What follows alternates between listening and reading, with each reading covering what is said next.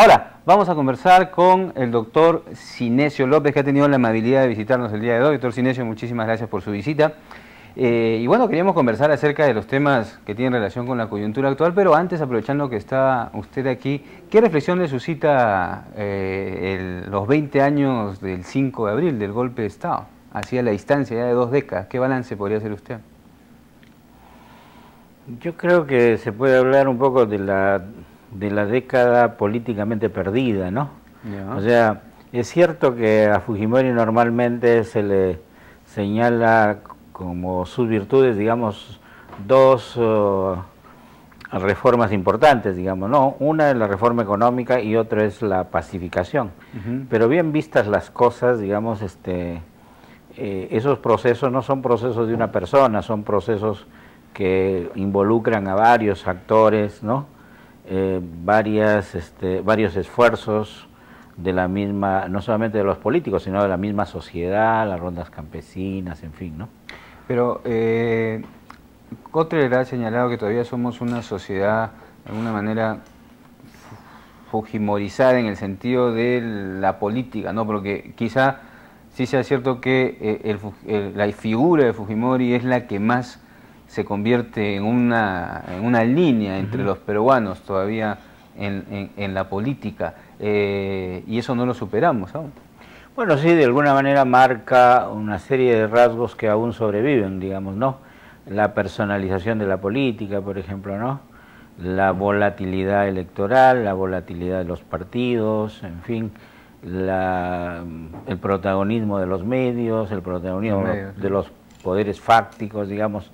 Todo eso es producto de la crisis de los sistemas de partidos, digamos, ¿no? Y de alguna manera, ya viniendo al tema de la actualidad, ¿esto no será también uno de los cercos que tiene el presidente de la República, Ollanta Humala, para poder hacer lo que esperábamos mucho que le tocaba hacer por el mandato popular que él recibió? O sea, la construcción del fujimorismo económico y político finalmente hace que un presidente pueda llegar con un discurso antifujimorista en sentido económico, político, pero finalmente se ve rodeado y termina casi con una continuidad. Usted que ha estado cerca de Ollanta, ¿cómo ve eso, doctor? Sí, yo creo que Ollanta llega al gobierno justamente con un discurso contrario al modelo neoliberal y totalmente, digamos, contrario a lo que significó Fujimori en términos económicos, en términos políticos, ¿no? Sin embargo, como usted dice, lo que llama la atención es que termine rodeado, digamos, y apostando incluso al mismo modelo que se instauró en la época de Fujimori, digamos. Y que a la larga, digamos, los que están de alguna manera en el gobierno, los que lo están rodeando, sigan digamos, la continuidad de lo que se llama la captura del Estado, ¿no? Desde el 90 hasta ahora, por ejemplo, ningún ministro de Economía viene del partido que triunfó, sino vienen todos los organismos financieros internacionales o viene de la banca, de tal manera que... la empresa, ¿no? Camet, Bolonia... Claro, todos, casi todos, ¿no es cierto? Y una vez que cumplen aquí su servicio civil obligatorio, se van premiados otra vez. Como Mercedes Alao, que ahora está en el BID, ¿no? En el BID, en fin, ¿no? Ajá. Entonces, por ese lado, pero ¿qué sucedió o qué está sucediendo? Porque la crítica que se le hace al grupo de izquierda que acompañó a Ollanta es justamente, ahora salió un artículo, creo que de Chipoco, dice, bueno, no es que Ollanta está capturado por la derecha, sino que a la izquierda se le escapó Ollanta, que la izquierda era quien lo estaba acercando. ¿Cómo analizar esto? Usted ha sido una figura principal del grupo Ciudadanos por el Cambio, entiendo que sigue activo este grupo, pero ¿qué reflexión hacer sobre eso? Mire, yo creo que ahí hay varios temas. Uno es qué es lo que pasó, digamos, lo que pasó realmente, ¿no? ¿Qué es lo que pasó?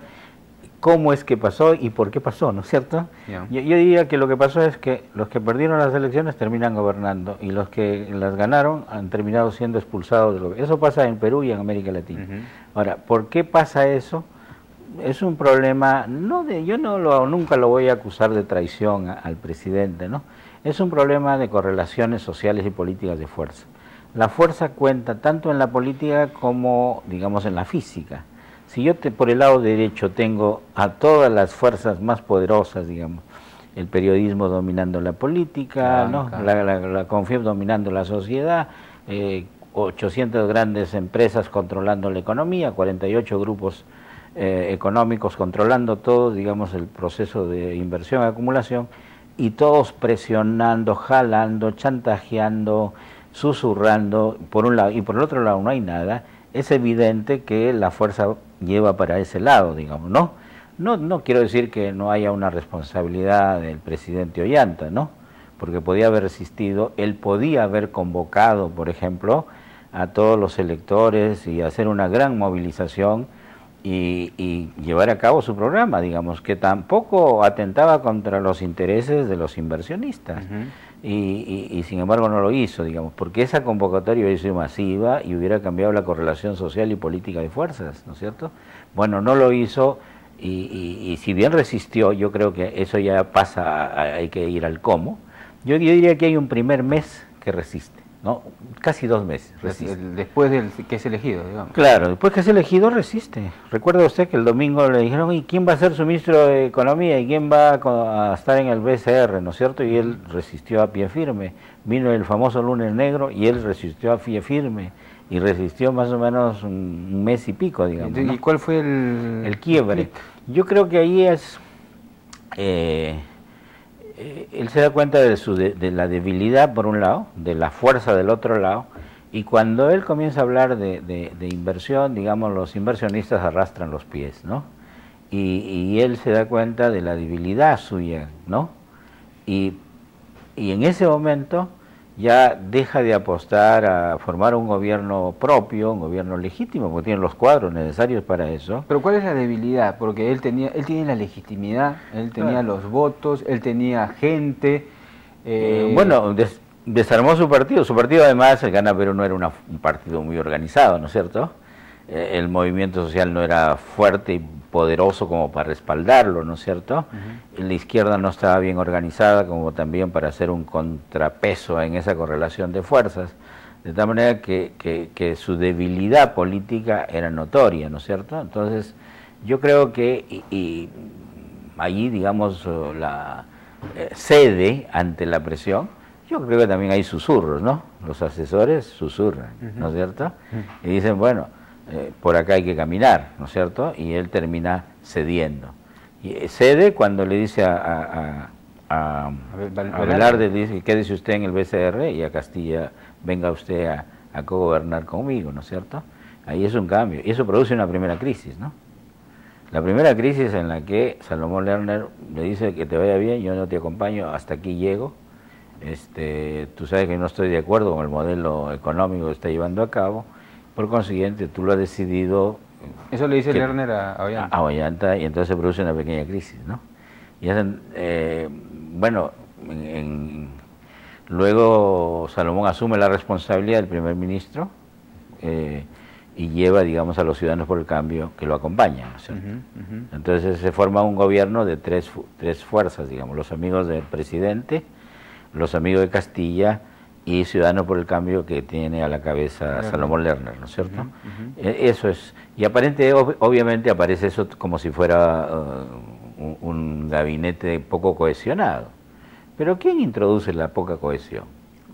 Los que asaltan a bordo, los que asaltan al poder, los que votaron por Fujimori y ahora terminan gobernando con el presidente, ¿no es cierto? Pero